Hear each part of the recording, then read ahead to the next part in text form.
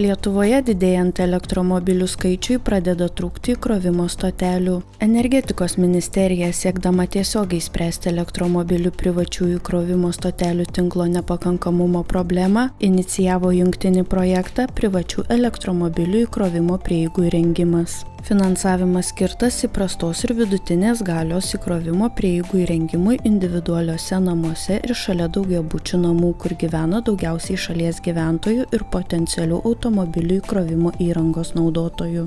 Taip pat jungtiniu projektu siekiama sudaryti sąlygas gyventojams įkrauti elektromobilius darbovietėse.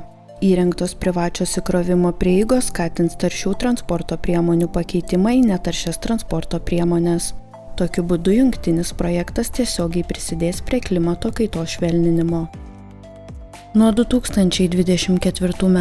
sausio 1 dienos sumažinus maksimalų burnos higienisto aptarnaujamų pacientų skaičių gerės šių paslaugų prieinamumas gyventojams. Maksimalus burnos higienisto aptarnaujamų pacientų skaičius sumažintas nuo 14 000 iki 10 000. Šią sąlygą atitinkančioms burnos higienisto paslaugoms nustatytas didesnis įkainis, apmokant suteiktas paslaugas iš privalomojo sveikatos draudimo fondo. Šiam tikslui per metus bus papildomai skirta daugiau nei 3 milijonai eurų privalomojo sveikatos draudimo fondo lėšų. Ministerija primena, kad privalomojo sveikatos draudimo fondo biudžeto lėšomis yra apmokamas burnos higienos specialisto darbas, o pats pacientas turi sumokėti už naudojamas medžiagas. Išimtis taikoma ir mokėti už medžiagas nereikia vaikams, moksleiviams, besimokantiems dieninėse bendrojo lavinimo mokyklose, profesinių mokyklų dieniniuose skyriuose, bet neilgiau nei jiems sukanka 24 metai,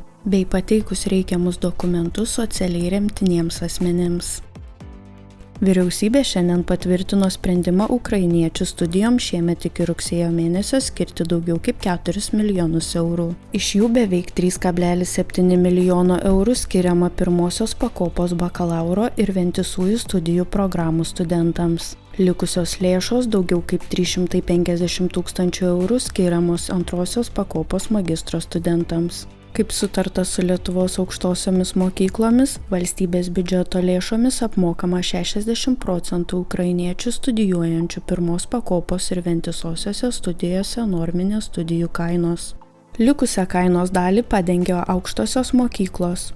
Antrosios pakopos studijų studentams valstybė dengia visą studijų kainą. Ukrainiečių studentams kas mėnesį skiriamos ir stipendijos. Siekiama, kad nuo 2024 metų Lietuvoje norintys studijuoti ukrainiečiai baigę Lietuvos vidurinio ugdymo mokyklas galėtų bendra tvarka pretenduoti į valstybės finansuojamas studijų vietas. Tokioms mokslo ir studijų įstatymo pataisoms dar turės pritarti Seimas.